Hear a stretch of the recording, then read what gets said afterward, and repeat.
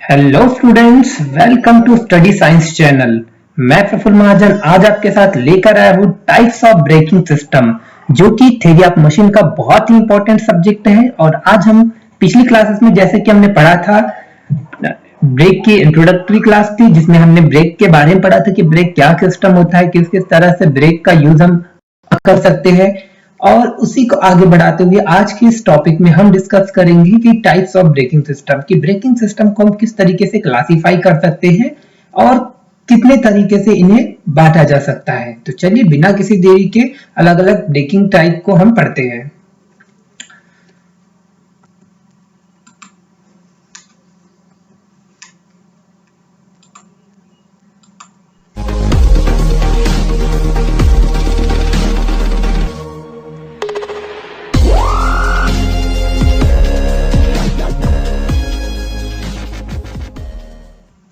Okay students, चलिए फिर आज हम देखने वाले हैं कि भाई लास्ट क्लास में हमने जो हमारा यूनिट्स था, यूनिट नंबर जो आपकी 3 थी, तो उसमें हमने देखा था कि ये जो हमारा है रहा सिलेबस कि हमने क्या पढ़ा था। ब्रेक्स एंड डायनोमीटर्स अभी कुछ रह गया है। ब्रेक्स की बात कर रहा था हमने लास्ट क्लासेस में, नीड जो पढ़ा था हमने ये भी पढ़ा था। आज हम बात करने वाले हैं टाइप्स ऑफ ब्रेकिंग सिस्टम की इस लेक्चर में, और आगे हम इसमें कवर अप कर लेंगे braking force, braking torque, band brake क्या होता है, ब्लॉक ब्रेक क्या होता है, इंटरनल एक्सपेंडिंग ब्रेक क्या होता है। इन सभी टॉपिक्स को हम आगे वन बाय वन डिस्कस करते चलेंगे। तो चलिए हम आगे बढ़ते हैं वीडियो को और डिस्कस करते हैं आज के टॉपिक पर। ब्रेक्स एंड इट्स टाइप्स की बात करें, जैसे कि आपको दिख रहा है स्क्रीन पर, ये जो दिख रहा है ये एक ब्रेक का स्ट्रक्चर है कि जो आपका ब्रेकिंग सिस्टम होता है, आपकी जो व्हीकल्स होती है उनमें किस तरीके से ब्रेक्स ऑपरेट करते हैं। ये कोई पर्सन है, ये प्रेस करता है, या आपका सिलेंडर मैकेनिज्म लगी रहती है, यहाँ जाकर के कुछ आपके शू ब्रेक्स लगे रहते हैं, इनके थ्रू ये एक्सपेंड होते हैं और जाकर के आपके जो व्हील होते हैं उसे स्टॉप करते हैं या कंट्रोल करने का काम करते हैं। या फिर हम बोल सकते हैं कि ब्रेक पैड भी लगे हुए होते हैं। तो उस तरीके से हम देखते हैं, इन्हीं मैकेनिज्म को हम डिटेल में यहाँ जानकारी समझेंगे या जानकारी हासिल करेंगे कि किस तरीके से आपकी ब्रेकिंग यूनिट एक्चुअल में वर्क करती है।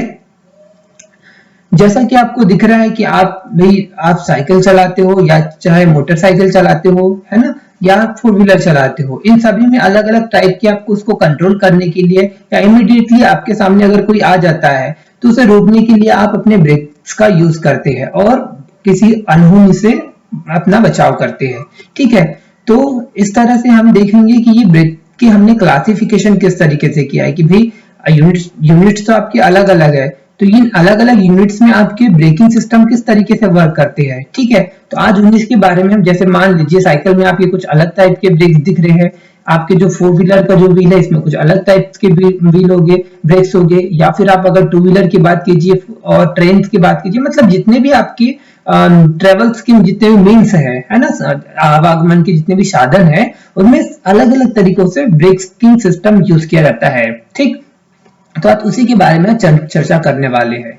तो जैसे हम देखिए टाइप्स ऑफ ब्रेकिंग सिस्टम की अगर बात करते हैं तो इसमें सबसे पहले एक पॉइंट है कि पर्पस के बेसिस पे हमने लास्ट क्लास में भी डिस्कस किया था। एक और बार मैं बता दूं, पर्पस के बेसिस पे हम प्राइमरी ब्रेक्स होता है और दूसरा सेकेंडरी ब्रेक्स होता है। अगर लोकेशन की या पोजीशन की बात करें तो इनबोर्डेड ब्रेक्स होता है और आउटबोर्डेड ब्रेक्स होता है।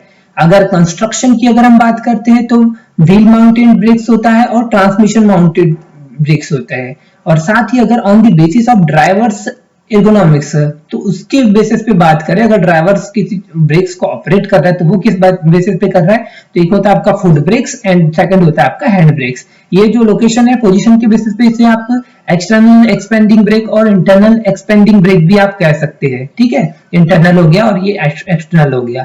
और थर्ड आपका अगला प्रकार जो है, यहाँ पे खाली दिख रहा है, इसके नीचे कुछ लिखा नहीं दिख रहा है, ये है आपका मेथड ऑफ एक्चुएशन के बेसिस पे, कि मेथड ऑफ एक्चुएशन के बेसिस पे ब्रेक्स के कितने टाइप होते हैं। तो चलिए आज इसी को हम समझते हैं अच्छे तरीके से।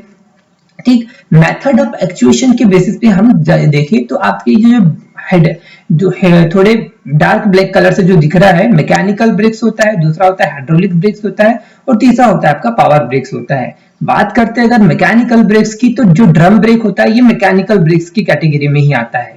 सेकंड अगर हम देखें हाइड्रोलिक ब्रेक सिस्टम को, तो ये जो ड्रम ब्रेक है, डिस्क ब्रेक है, ये होते हैं हाइड्रोलिक ब्रेक्स के। भाई अगर आप कहेंगे यहाँ मैकेनिकल ब्रेक में ड्रम ब्रेक आ गया, फिर से हाइड्रोलिक ब्रेक में ड्रम ब्रेक आ गया, तो उसके लिए ज्यादा कुछ नहीं है। ये जो ये मैकेनिक्स में जो ड्रम ब्रेक होता है, हाइड्रोलिक्स जो सिस्टम यूज होता है ना, ये मैकेनिकल, इसमें कुछ अरेंजमेंट मैकेनिकली भी होता है, कुछ आपका हाइड्रोलिक सिस्टम भी यूज होता है। जैसे यहाँ पे पिस्टन सिलेंडर यूज होता है, तो ये एक हाइड्रोलिक सिस्टम है। लेकिन यहाँ पे जो यूनिट लगी हुई होती है, जैसे यहाँ पे आर्म लगे हुए है, पिवोटेड लगा हुआ है ना, ये डिस्क लगा हुआ है, तो ये भी मैकेनिकल सिस्टम है। तो दोनों का कॉम्बिनेशन होने की वजह से इसे हमने मैकेनिकल ब्रेक भी कहा, प्लस हमने हाइड्रोलिक ब्रेक सिस्टम भी कहा। अगला इसमें हाइड्रोलिक ब्रेक्स में आपका डिस्क ब्रेक सिस्टम भी आता है, ठीक है। डिस्क को एक्सपेंड करने के लिए वहां आपकी हाइड्रोलिक सिस्टम भी यूज होता है, तो इसीलिए डिस्क ब्रेक भी आपका हाइड्रोलिक ब्रेक्स की कैटेगरी में आ रहा है। पावर ब्रेक्स की अगर हम बात करें, पावर ब्रेक्स को हमने 4 कैटेगरी में डिवाइड किया है। पहला आता है फिनोमेटिक ब्रेक, दूसरा आता है फिनोमेटिक हाइड्रोलिक ब्रेक्स, तीसरा होता है वैक्यूम ब्रेक्स और चौथा होता है आपका इलेक्ट्रिकल ब्रेक्स, ठीक है। अगर देखिए ये आपका एक ब्रेकिंग यूनिट का मतलब एक ओवरऑल एक यूनिट दिख रही है, जिसमें कि डिफरेंट पार्ट से मिलकर के आपकी कंप्लीट एक ब्रेकिंग बॉडी बनती है, ठीक। जैसे आप देख रहे हैं यहाँ पे एक पर्सन है, ये ब्रेक्स ऑपरेट कर रहा है, तो जैसे ये आर्म हो गया, लॉर्ड सेल हो गया, ब्रेक पैड्स हो गया, जैसे जिसके ऊपर हम पुश करके ब्रेक्स को ऑपरेट करते हैं, ठीक है। ये आपकी डिस्क हो गया, व्हील हो गया, ठीक है, रोटर्स हो गया, जो व्हील अगर हम बोल सकते हैं, डिस्क ब्रेक अगर हम बात कर सकते हैं, ब्रेकिंग फ्लूइड, ये जो आपका ब्लू कलर का थोड़ा लाइट ब्लू दिख रहा है, ये ब्रेकिंग फ्लूइड है ना। इसी के थ्रू आपकी पावर जो आप मैकेनिकली अपने पावर से पुश करते हैं, तो ये सिलेंडर के थ्रू ये जो लिक्विड होता है ये आगे पुश होता है, इसको ये सिलेंडर को यहाँ पे ये ढकेलता है, और ढकेलने से इसके ऊपर जाकर चिपक जाते हैं, तो ये जो घूमती हुई रोटेटिंग बॉडी है ये स्टॉप हो जाती है, ठीक है। तो इस तरीके से हम अपने जो व्हीकल्स है या गाड़ी मोटर है इनको हम कंट्रोल कर सकते हैं, ठीक है। ये एक अगला डायग्राम दिख रहा है आपको, ये आप तो बिल्कुल बहुत अच्छे से जानते हैं, ये आपकी साइकिल का ब्रेक्स के दिया हुआ है, ठीक है। चलिए आगे बढ़ते हैं। टाइप्स ऑफ ब्रेकिंग सिस्टम की अगर बात करें, तो ऐसे आपको बहुत से क्लासिफिकेशन दिखेंगे, लेकिन वो क्लासिफिकेशन किस किस कैटेगरी में आ रहे हैं, किसे कैसे डिवाइड किया गया है, यहाँ हम थोड़ा सा सिस्टमेटिक तरीके से समझ के लेके चलेंगे, ठीक है। तो चलिए इसे समझते हैं। जैसे the brakes according to the means use for the transforming the energy by the braking elements are classify as, मतलब इसमें बोला है कि जो ब्रेक्स होते हैं ये एनर्जी को ट्रांसफॉर्म करते हैं, मतलब ट्रांसफर मतलब स्थानांतरित अगर हम बोले, तो उसके आधार पे हमने देखा कि ब्रेकिंग सिस्टम को इन 3 कैटेगरी में क्लासिफाई किया गया है। अब वो 3 कैटेगरी कौन कौन सी है, तो पहली है आपकी उसमें हाइड्रोलिक ब्रेक सिस्टम, ठीक है। द्रव चालित जो ब्रेक सिस्टम होते हैं वो हाइड्रोलिक ब्रेक सिस्टम आती है। सेकंड अगर कैटेगरी बात करें हम, इलेक्ट्रिक ब्रेक सिस्टम है ना, इलेक्ट्रिक ब्रेक्स होता है, और थर्ड होता है आपका मैकेनिकल ब्रेक्स होता है। तो ये मेन कैटेगरी है आपकी ब्रेकिंग सिस्टम की, हाइड्रोलिक, इलेक्ट्रिक एंड मैकेनिकल, ठीक है। अगर हम बात करें हाइड्रोलिक, तो इस तरीके से कुछ आपकी हाइड्रोलिक ब्रेकिंग सिस्टम होता है, या इसे आप पिछले डायग्राम में भी समझ सकते थे कि इस तरह से जो दिख रहा था, ये जो है आपका ये हाइड्रोलिक ब्रेकिंग सिस्टम है। जैसे आपका यहाँ पे ब्रेकिंग फ्लूइड यूज हुआ है, सिलेंडर यूज हुआ है, तो ये जो ब्रेकिंग सिस्टम है ये हाइड्रोलिक ब्रेकिंग सिस्टम की कैटेगरी में आता है। सेकंड अगर बात करें इलेक्ट्रिकल ब्रेक सिस्टम की, तो जो आपका ये जो आप ड्रम ब्रेक अगर बात कर सकते हैं, तो इसमें कुछ इलेक्ट्रिकल अरेंजमेंट भी लगा हुआ होता है, कुछ वायरिंग लगी हुई होती है, तो ये आप समझ सकते हैं इसकी सहायता से कि ये हो गया आपका इलेक्ट्रिकल ब्रेक सिस्टम, ठीक। और फिर थर्ड है आपका मैकेनिकल ब्रेक, तो ये जो आपकी साइकिल्स के व्हील है, या इसे भी कह सकते हैं जिसमें मैकेनिकल अरेंजमेंट यूज हुआ, this are the mechanical brakes, ठीक है। वो आपके मैकेनिकल ब्रेक की कैटेगरी में आते हैं, मतलब आपके लिंक जुड़े हैं, उसमें पेयर्स जुड़े हुए हैं, ठीक है। अलग अलग मैकेनिज्म के थ्रू आपके जो ब्रेकिंग सिस्टम वर्क कर रहे हैं, तो वो सारे आपके मैकेनिकल ब्रेक की कैटेगरी में आते हैं। चलिए आगे समझते हैं। बात करते हैं सबसे पहले अपना braking system, hydraulic braking system या हाइड्रोलिक्स ब्रेक्स कि क्या होता है आपका हाइड्रोलिक ब्रेक्स। तो इस तरीके से आप समझ सकते हैं कि हाइड्रोलिक ब्रेकिंग सिस्टम वर्क करता है। एक आपकी आप अगर किसी यूनिट की बात कर रहे हैं, किसी मोटर कार की अगर बात कर रहे हैं, तो उसमें हाइड्रोलिक ब्रेकिंग सिस्टम इस तरीके से उसमें स्ट्रक्चर या डिजाइन किया हुआ होता है। मेन पैडल यहाँ पे लगा हुआ रहता है, ड्राइवर के पास में वो इसे पुश करता है। तो भाई ये जो आपका पीले कलर का या फिर ब्राउन जैसे दिख रहा है आपको, ये जो दिख रहा है क्रीम कलर में, ये आपका है एक तरीके से ब्रेकिंग फ्लूइड कह सकते हैं आप। तो जैसे ही हम इसे पुश करते हैं, तो ये सिलेंडर होता है, ये जाकर के जो सिलेंडर में आपका भरा हुआ जो आपका ब्रेकिंग फ्लूइड है, तो जैसे ही आपका पिस्टन मूव करता है, तो ये इसको पुश करता है, तो ये जाकर आगे जाकर के इसकी क्वांटिटी बढ़ा देते हैं, और ये इनमें ये जो आपकी व्हील सिलेंडर्स जो ये है इनमें फैलाव होने लगता है जैसे ही फ्लूइड अगर आगे बढ़ता है। और अगर सिंपल वे में जब ब्रेक पे किसी ने पैर नहीं रखा है, तो ये एज इट इज अपने अपनी कंडीशन में रहते हैं, तो आपके जो व्हील होते हैं वो इजीली मूव कर जाते हैं, ठीक। तो हम इस तरीके से इसे समझकर लेके चल सकते हैं कि ये फुट पेडल है, मास्टर सिलेंडर जो मेन सिलेंडर है कि जिससे कि आपको पावर जाता है, ठीक है। चलिए इसे समझते हैं।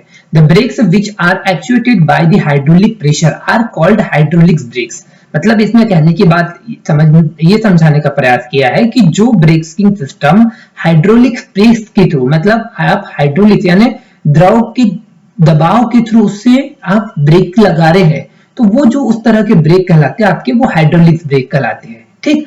अगर हाइड्रोलिक्स ब्रेक की अगर हम बात करें तो hydraulics brakes are commonly used in automobile. मतलब जनरली बोला है, अगर हम देखिए सामान्य तौर पर, तो ये जो हाइड्रोलिक ब्रेकिंग सिस्टम है ये ऑटोमोबाइल सेक्टर में बड़े ज्यादा यूज किए जाते हैं, ठीक है। या ये नॉर्मली इसे हम ऑटोमोबाइल सेक्टर में यूज करते हैं हाइड्रोलिक ब्रेकिंग सिस्टम को। अगर आगे बात करें तो hydraulic breaks works on the principle of the pascal law. मतलब जो आपके हाइड्रोलिक ब्रेकिंग सिस्टम होता है वो आपके पास्कल के नियम के अनुसार कार्य करता है, या उसका प्रिंसिपल अगर हम बात करें तो वो जो होता है पास्कल के नियम के अकॉर्डिंग होता है। पास्कल का नियम आपने शायद पढ़ा होगा। पास्कल के नियम में ये कहता है कि अगर आप किसी पॉइंट पे फोर्स लगाते हैं, है ना, फोर्स लगाते हैं तो उसके प्रत्येक जो एरिया होगा उसमें समान दबाव, मतलब समान दबाव क्रिएट होगा, ठीक है। मतलब आप मान लीजिए, जैसे मैं आपको एक चीज से इसके थ्रू समझा के चलता हूं, 1 सेकेंड। जैसे मान लीजिए आपका ये कोई एक बॉडी है, ठीक है।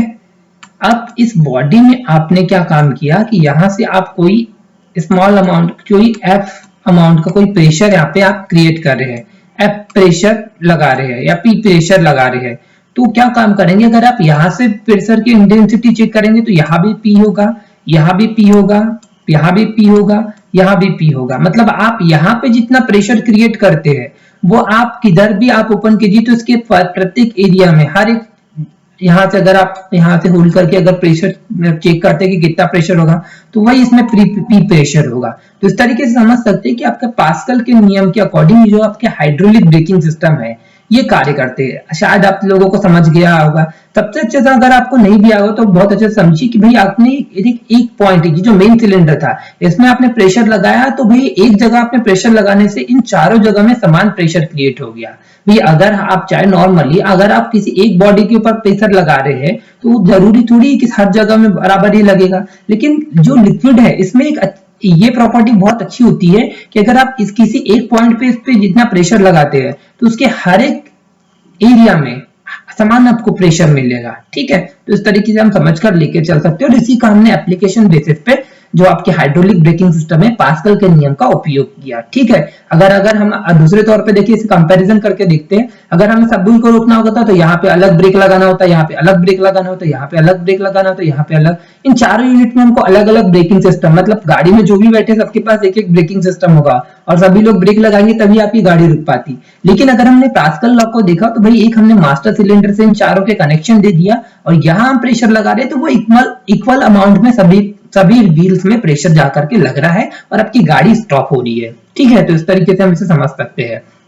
आगे अगर हम बात करें हाइड्रोलिक की बात करते हैं तो hydraulic pressure is distributed equally in all direction by the same principle. वही बात किया है कि भाई जो हाइड्रोलिक प्रेशर है वो सभी जगह एक समान मात्रा में वितरित होता है, डिस्ट्रीब्यूट होता है हर एक डायरेक्शन में, ठीक है। ये प्रिंसिपल कहा है उसके आपकी पास्कल लॉ में।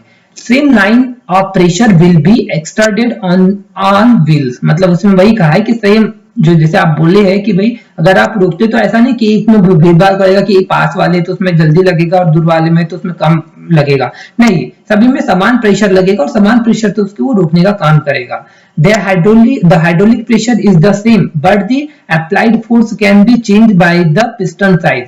मतलब जो बोला है हाइड्रोलिक प्रेशर बोला है वो सेम रह सकता है, रहेगा, लेकिन अगर हम बात करें अप्लाइड फोर्स, जो हमारा लगाने वाला फोर्स है वो हम चेंज भी कर सकते हैं। और वो किस पे डिपेंड करेगा, आपके पिस्टन के साइज के ऊपर डिपेंड करेगा कि भाई अगर आप पिस्टन का साइज बड़ा रख रहे हैं, छोटा रख रहे हैं, है ना। जैसे मान लीजिए आपने इसमें बड़ा साइज रखा है तो बड़ा साइज रखने में क्या होगा कि इसके area, cross section of area ज्यादा बढ़ जाएगा, तो प्रेशर का मान भी आपका ज्यादा बढ़ जाएगा। लेकिन आप देखिए अगर इसे जितना छोटा रखते हैं तो क्या होगा कि एरिया कम हो जाएगा यहाँ पे, और कम फ्लूइड के ऊपर आप जितना फोर्स लगा रहे हैं वो ज्यादा अमाउंट में यहाँ पे फोर्स डिस्ट्रीब्यूट होगा, है ना। मतलब एरिया कम, भाई आप मान लीजिए एक छोटी वस्तु रखी हुई है, उसे आपको मूव करने के लिए ज्यादा पावर की जरूरत नहीं होगी, लेकिन वैसे ही अगर आप बड़ी सी वस्तु रखे हैं, बड़ा सा टेबल रखे हैं, उसको आपको धक्का लगाने में या उसे मूव करने में ज्यादा ताकत की जरूरत होगी। तो सेम ऐसे ही हम समझ सकते हैं, ठीक है। The hydraulic pressure is the same but the applied force can be change by the piston size. Piston size के अकॉर्डिंग हम उसको चेंज कर सकते हैं, बोला है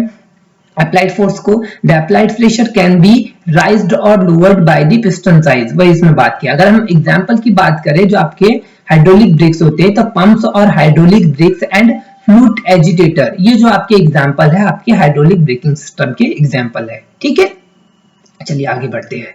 नेक्स्ट हम बात करते हैं, आपका अगला है इलेक्ट्रिक ब्रेक्स। इलेक्ट्रिक ब्रेक की अगर हम बात करें तो ये वैसी यूनिट होती है जैसे कि आपको डायग्राम में दिख रहा है, इसमें कुछ इलेक्ट्रिकल अरेंजमेंट होता है जिसके थ्रू के ये ब्रेक्स ऑपरेट होते हैं। तो अगर हम बात करें an eddy current brakes also known as induction brakes, electric brakes और electric retarder is a device used to slow or stop a moving object by the dissipating its kinetic energy as heat। मतलब अगर आप बात करें किसी मशीनी या किसी कारखाने में अगर आप जा रहे हैं, वहां पे आप देखते हैं कि डिफरेंट तरह की आपकी मशीनें वहां वर्क करती है, और वो मशीनें अगर वर्क कर रही है तो उन्हें अभी अब वर्क कर रही है तो वो कंटिन्यूअस वर्क थोड़ी करेगी, कभी हमें उसे रोकना भी पड़ता है। अचानक से कुछ काम आ गया, कुछ इंसिडेंट हो गया तो हमें उसको तुरंत रोकना पड़ता है, तो वो रोकेंगे कैसे? वो रुकते हैं आप इलेक्ट्रिकल ब्रेक्स के थ्रू, है ना।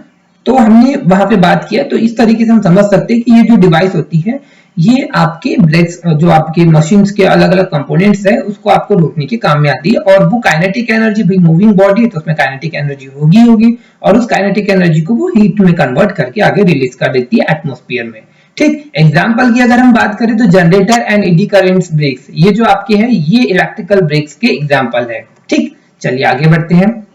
ये हमें जनरल इंफॉर्मेशन के लिए था, ये हमें उतना डिटेल में पूछा नहीं जाता, ठीक है। हमें पता होना चाहिए कि किस तरीके से आपके ब्रेकिंग सिस्टम वर्क करते हैं, ठीक है।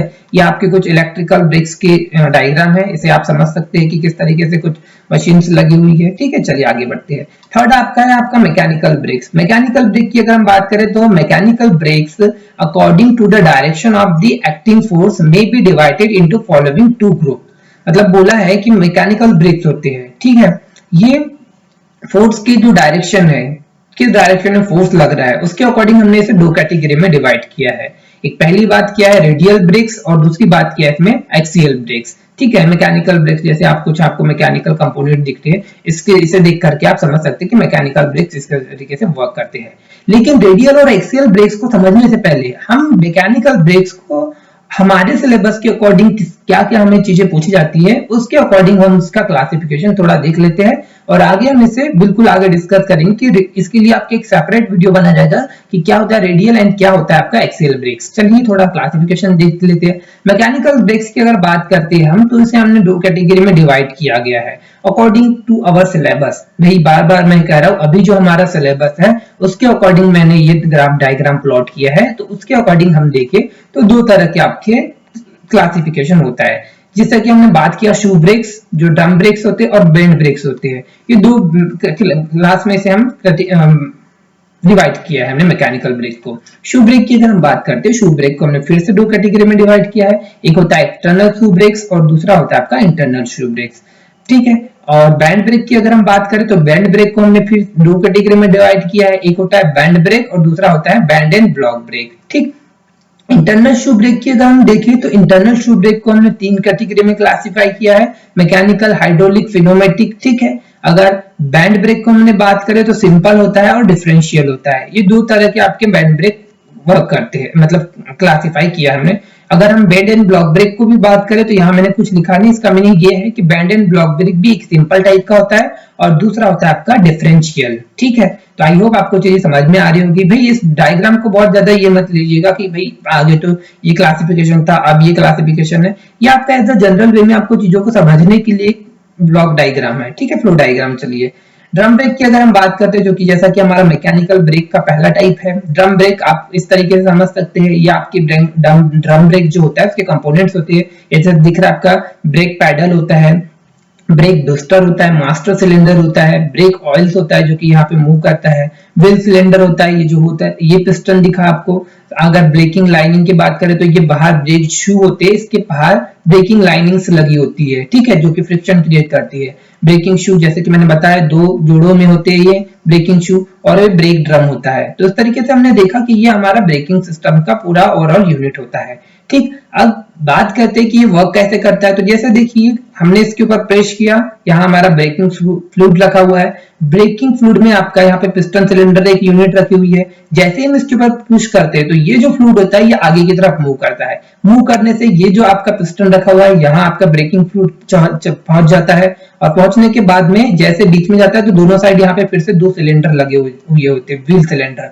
तो ये उसे एक्सपांड करते हैं, फैलाव करते हैं दोनों साइड। तो ये जो आपके शू लगे हुए ब्रेकिंग शू, ये जाकर के आपके जो व्हील होते हैं या डिस्क होती है उससे जाकर के व्हील, अगर हम बात करें रोटर होता है जो, उससे जाकर के वो चिपक जाते हैं ब्रेकिंग लाइनिंग्स जो होती है, और फिर वो आपके व्हीकल को या जो आपका व्हील है उसको स्टॉप कर देते हैं। आइए इसे अच्छी तरीके से समझते हैं। जैसे देखिए हम ड्रम ब्रेक की अगर बात करते हैं, आपका ड्रम ब्रेक का अगर आप देखिए तो इस तरीके से आपको ड्रम ब्रेक का डायग्राम दिखता है। A drum brake is a brake in which the friction is caused by a set of shoe or pads that press against the rotating drum shaped part called a brake drum. वही बात किया जैसे हमने आपको समझाया था कि इसमें जो होता है 2 शू लगे हुए होते हैं, ब्रेक शू जिसे हम कहते हैं, ये दो दिख रहे हैं। और इसमें बताया कि हम जब इसे पाव के थ्रू जैसे प्रेस करते हैं तो ये जो आपके शू होते हैं ये जाकर के आपके रोटर से चिपक जाते हैं, है ना, और उसको स्टॉप कर देते हैं। तो उस तरीके से आपकी जो इस तरह की जो यूनिट होती है ये आपकी कहलाती है ब्रेक ड्रम, ठीक है। आगे अगर हम बात करें, a drum brake is a brake that uses frictional caused by a set of shoe or pad that press outward against a rotating cylinder shaped part called a brake drum. मतलब उसमें यही बात किया है कि ये जो आपके पूरा सिस्टम कहलाता है इस तरीके का, अगर जिसका स्ट्रक्चर होगा जिसमें कि आपका सिलेंडर होगा, पिस्टन होगा, ब्रेकिंग ऑयल होगा, व्हील सिलेंडर होगा, ब्रेक शू होंगे दो आपके, तो ये जो होगा ये आपका ब्रेक ड्रम, इस तरह से ड्रम ब्रेक को हम समझ सकते हैं। ये पूरी की पूरी ओवरऑल यूनिट ड्रम ब्रेक कहलाती है, ठीक है। ऐसे ये देखिए आपको इस तरह से हम समझा सकते हैं कि ये वर्किंग इसका इस तरीके से होता है, ठीक, वर्किंग कंडीशन। कुछ पॉइंट्स देखते हैं अगर हम ड्रम ब्रेक की, तो drum brakes are normally made from cast iron. मतलब जो ड्रम ब्रेक होते हैं वो नॉर्मली आपके कास्ट आयरन के बनाए जाते हैं, ठीक। अगर हम ढलवा लो जो होता है आपका, ठीक। दूसरा अगर पॉइंट अगर देखें तो shoe force out against drum by the wheel cylinder piston. मतलब जैसे देखिए जो पिस्टन होता है ना, तो ये जाकर के जो व्हील सिलेंडर होता है इससे जाकर के ये ऐसे चिपक जाते हैं, ठीक है, अगेंस्ट द व्हील सिलेंडर के अगेंस्ट डायरेक्शन में, ठीक है, और उसे वो रोक देते हैं। जैसे आपको ये ब्लू कलर का दिख रहा है, अभी कंटिन्यूअसली घूम रहा था, लेकिन जैसे ही बीच में फ्लूइड आया जैसे जैसे आते जाता है ये फैला होते जाता है और ये जाकर के इससे चिपक जाते हैं, ब्रेकिंग लाइनिंग्स होती है और व्हील को ये स्टॉप कर देते हैं। Spring returns when pressure release. मतलब जो ये आपकी स्प्रिंग लगी हुई है आपकी यहाँ, है ना, तो ये क्या होती है, जैसे ही आप प्रेशर रिलीज करते हैं, आपने पैड के ऊपर पैर रखा था और जैसे ही आप प्रेशर रिलीज करते हैं तो ये स्प्रिंग जो लगी हुई होती है ये दोबारा से अपनी पोजीशन में रिटर्न हो जाती है और सिलेंडर फिर से अपनी इनिशियल पोजीशन में आ जाते हैं, जैसे कि आपको स्टार्टिंग में दिखाया, या दोनों पास पास में रहते हैं, ठीक। Often fitted with self adjuster to the compensate for wear। इसमें आगे अगर और अगला पॉइंट देखें तो usually contain parking brakes shoe pushed against the drum by lever action, ठीक है। Often used on all wheels till late 1960s, only used on the rear brakes, now the superseded by the rear disc in many causes, ठीक है। इसमें अगर हम बात करें तो इस तरीके से कुछ पॉइंट्स दिए हैं, इनमें हम बहुत ज्यादा डिटेल में जाते हैं, ये अंडरस्टूड है सारे पॉइंट्स। चलिए आगे हम बात करते हैं पार्ट्स। अब अगर हम बात करें ड्रम ब्रेक की पार्ट्स कौन कौन से होते हैं, तो ये जैसे देखिए आपने रिटर्न स्प्रिंग जो देखा आपने, जो कि जैसे हम प्रेशर रिलीज करते हैं तो ये रिटर्न स्प्रिंग लगा हुआ था, यही से रिटर्न लाता है, ये जोड़ों में लगे हुए रहते हैं। यहाँ पे लीडिंग शू होते हैं, ये जो शू लगे हुए 2 शू लगे हैं। अगर हम बात करें शू होल्ड स्प्रिंग, ये शू होल्ड करने के लिए स्प्रिंग लगी हुई है। व्हील सिलेंडर ये लगा दिख रहा है आपको। ब्रेक प्लेट ये पीछे की तरफ जो प्लेट लगी होती है। पार्किंग लीवर, ये पार्किंग लीवर है। एंकर है। लाइनिंग्स होती है जो जाकर के व्हील से चिपकती है। ट्रेनिंग शू होता है आपका। एडजस्टेड लीवर होता है। इस तरीके से आप सारी ब्रेकिंग जो आपके ड्रम ब्रेक है उनके पार्ट्स को आप समझ सकते हैं, ठीक है। फिर अगर हम देखें तो एक और अच्छे तरीके से हम आप अगर नोट्स बनाना चाहे तो इसमें आप लिख सकते हैं कि ब्रेक ड्रम हो गया एक पार्ट, कैम हो जाता है इसका दूसरा पार्ट, फिर होता है ब्रेक लाइनिंग्स, ठीक, रिटर्न स्प्रिंग जो होता है आपका, ये भी इसका एक इंपॉर्टेंट पार्ट है। एंकर पिन जैसे हमने देखा 5th नंबर पे एंकर पिन है, ये दिख रहा है, ये जो फिक्स्ड व्हील सिलेंडर, ये भी इसका पार्ट है ना, और फिक्स्ड व्हील सिलेंडर, ये है हमारे सारे आपके ब्रेकिंग सिस्टम के पार्ट्स, ठीक। Working process of the drum brake, working process की अगर हम बात करें तो हमने पार्ट्स तो देख लिया भाई किस तरीके से इसके पार्ट्स होते हैं। अब इसके वर्किंग प्रोसीजर हमें समझते हैं।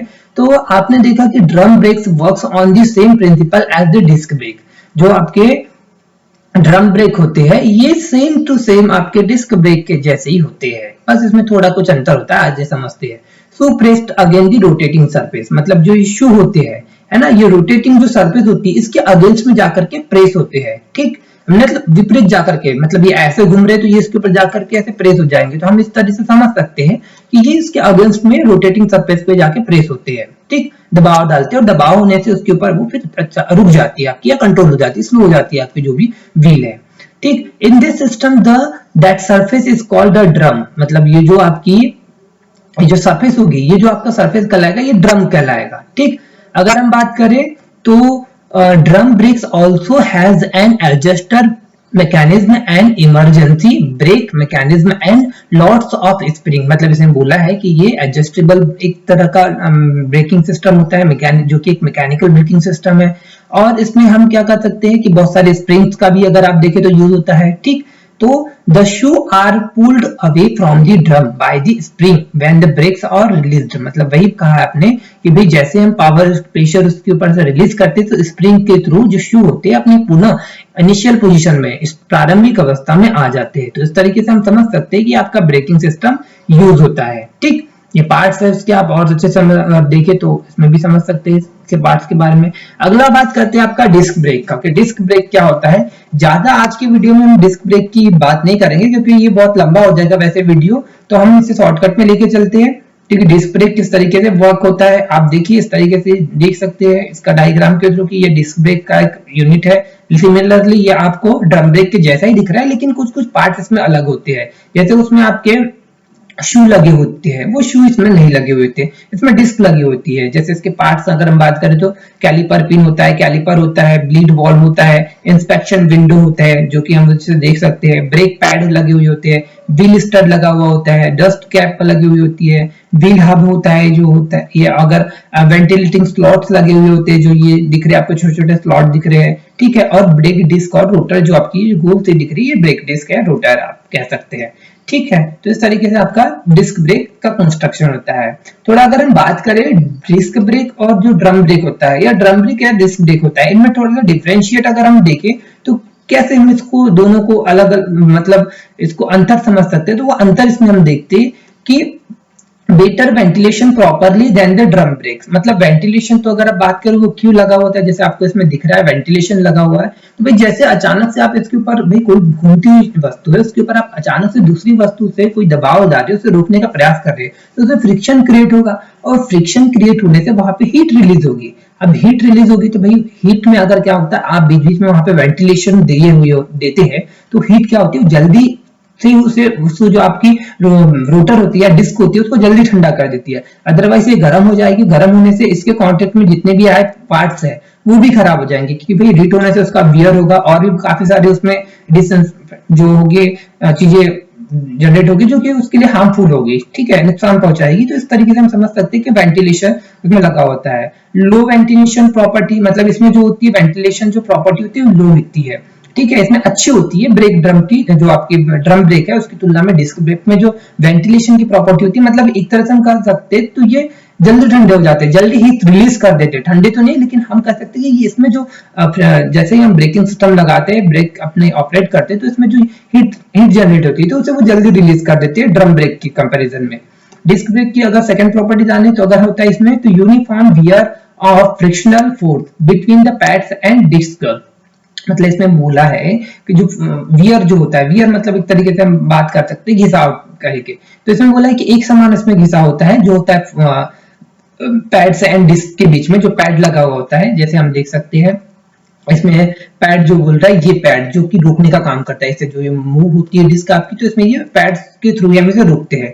तो जो डिस्क होती है आपकी, है ना, और जो पैड होते हैं, इनके बीच में यूनिफॉर्मली वियर होता है, मतलब एक समान रूप से अगर ये घिसा होगा इसमें तो एक समान रूप से घिसा होगा, ऐसा नहीं कि इतना पार्ट कांटेक्ट में तो इतना ही घिसेगा, ठीक है। तो ऐसा हम इसे लेके चल सकते हैं, ठीक। इसमें बोला है non uniform wear of the frictional force, इसमें असमान रूप से जो वियर होता है वो असमान रूप से होता है, ठीक। Design of disc brake is easy, मतलब डिस्क ब्रेक की अगर हम डिजाइन की बात करें तो ये बड़ी इजी होती है, बड़ी इजी मतलब ड्रम ब्रेक की तुलना में काफी इजी होती है। इसका आपने जैसे डायग्राम देखा तो सिंपल सा नॉर्मल डायग्राम में डिस्क लगी हुई, कुछ कुछ मेन कंपोनेंट्स लगी हुई है, लेकिन वैसे अगर आप बात करते हैं ड्रम ब्रेक की तो बड़ी कॉम्प्लिकेट दिख रही है, छोटे छोटे मैकेनिज्म लगी हुई है, कहीं डिस्क लगा है, कहीं स्प्रिंग लगी है, ये सारा अरेंजमेंट होता है, तो थोड़ा कॉम्प्लिकेट इसका अरेंजमेंट होता है। तो इस तरीके से हम कह सकते हैं कि इट हैज कॉम्प्लेक्स डिजाइन, ठीक है।